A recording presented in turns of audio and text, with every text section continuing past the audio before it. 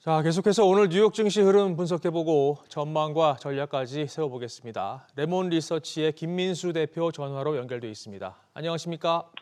네, 안녕하십니까. 네, 뉴욕 증시가 막판에 힘을 내면서 소폭 상승으로 마감을 했습니다. S&P 500 지수는 장중 내내 등락을 반복하면서 이 방향을 찾지 못했는데 오늘 장 흐름 어떻게 보셨나요? 네, 약간 혼조세의 느낌이 나고요. 그래도 러셀 2000 지수가 0.7% 상승을 해서 그동안 부진했던 중소형주를 좀 이끌어냈다. 한쪽들은 그래도 긍정적이라고 봐야 될 것 같습니다.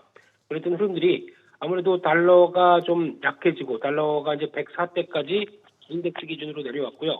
10년물 국채금리가 아무래도 1.8%대 하락해서 4%대 간신히 턱걸이를 하다 보니까 그래도 최근의 흐름보다는 조금 낮았다라는 매크로 지표들이 그나마 중소형주 쪽에서 좀 더 긍정적으로 보여줬다고 바라보고 있고요.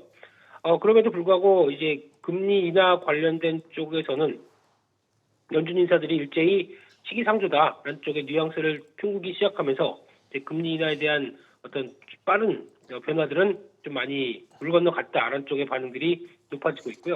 3월 금리 인하 가능성이 16.5%, 5월 달이 60% 수준까지 떨어져 있기 때문에 아무래도 이 부분이 시장의 어떤 큰 모멘텀으로 되긴 어려울 것이다라고 바라보고 있고요.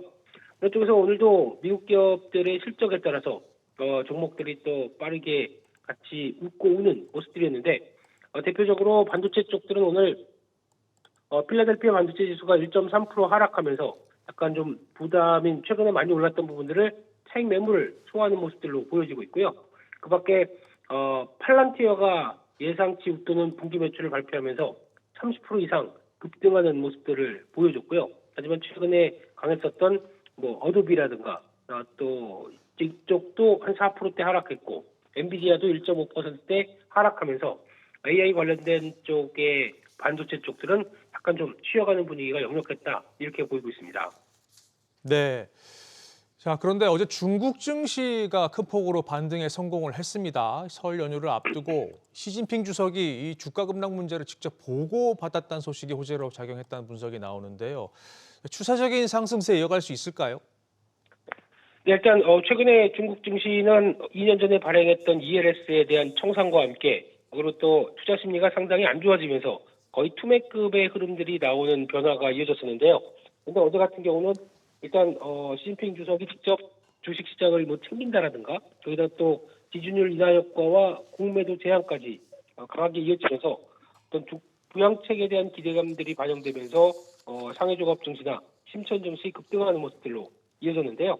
근데 그만큼 많이 하락했기 때문에 나오는 변화다. 한쪽은 눈길이 가지만 하지만 중요한 게 이게 증시 부양책이 중요한 게 아니라 어떤 경기와 관련된 부양들. 그래서 중국 경기에 대한 자신감들을 불러일으킬 만한 뉴스나 아니면 그런 부양책들이 얼만큼 나올 것이냐가 관건이라고 봐야 될 것 같은데 하지만 그를 위해서는 아직까지 중국 정부가 적극적인 경기 부양책으로 보여준 게 별로 없기 때문에 그리고 또 한다고 말은 했었지만 실질적인 액션이 없었기 때문에 실망감이 좀 커진 상황들 쪽에서 신뢰를 찾는 게 더 중요하지 않나 생각되고 있고요. 그렇게 되면은 춘제 앞두고 약간 주식시장 안정을 통해서 어떤 민심을 좀 잡겠다라는 의지가 보여지긴 한다고 하더라도 근본적인 쪽들은 경기 부양과 관련된 쪽들의 어떤 숨통이 트이지기를 더 기대하는 게 중국 쪽의 변화를 바라보는 핵심이 아닌가 싶습니다. 네. 자, 국내 증시 흐름도 좀 보죠. 어제도 하락을 했는데 저 PBR주가 이틀 연속 하락했고 실적도 좋지 않은 것 같아요. 이거 어떻게 보고 계십니까? 네, 가장 중요한 거는 이제 시장에서 저 PBR 주냐, 정부 정책과 함께 저 PBR 주냐, 그리고 또, 아니면, 또 성장주 쪽에 있는 반도체 쪽이냐, 여러 가지 얘기가 나온다고 하더라도 아마 지금 핵심은, 이거 저걸 다 떠나서 실적 자체가 나오지 않는데 무슨, 어떤 시장의 색깔을 따지겠느냐라고 하는 부분들도 만만치 않은 것 같습니다. 특히, 4분기 실적 보다 보니까 참, 형편없습니다. 절반 이상이 어닝 쇼크를 보여주고 있고요. 62곳이 영업이익 추정치를 밑돌았고 깜짝 실적 19곳이다라고 하게 되면 미국의 어떤 S&P 기업들의 서프라이즈율보다 훨씬 더 안 좋다고 봐야 될 것 같고요. 미국은 EPS 예상치 상회한 쪽들이 72%인데 그를 전혀 못 따라간다라고 하게 되면 국내 시장이 처지는 그리고 또 미국만큼 못 따라가는 분위기가 있다고는 봐야 될 것 같습니다.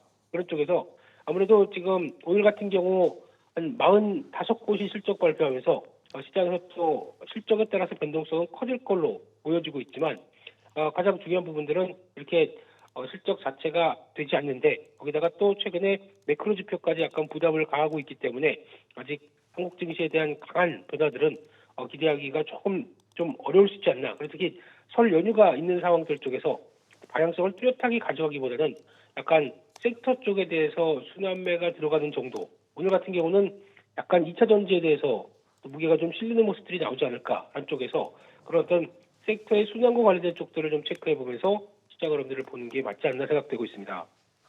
네, 그렇군요. 자, 지금까지 김민수 레몬 리서치 대표였습니다. 오늘 말씀 고맙습니다.